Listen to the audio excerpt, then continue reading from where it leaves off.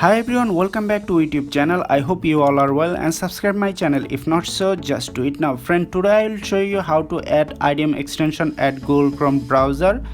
Here you can see I have no IDM extension on my browser.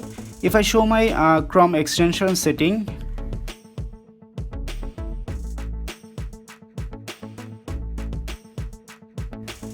here you can see I have no IDM extension under this setting. So let's add IDM extension after a small intro. Friends, there are two ways you can add IDM extension at your Chrome browser. So first way is after setup IDM, go to IDM install folder. So I am going to my IDM install folder. Here you can see my IDM install folder. After find this folder, open it and find a file called idm.cg.ext. Here you can see the file. After find this file, just drag and drop this file on this extension page. Here you can see one warning, just click to continue. In this way you can add IDM extension at your Chrome browser extension. But this method only work on lower version Chrome browser. If you are unable to add IDM extension in this way and see this message package is invalid, then select OK and follow my second method.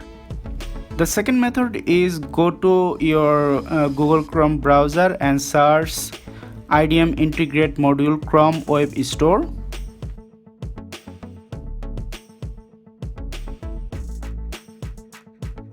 After that, click on this page.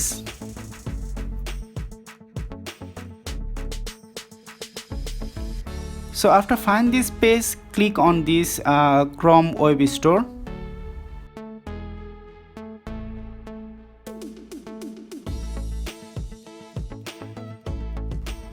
Then click add to Chrome. Select add extension.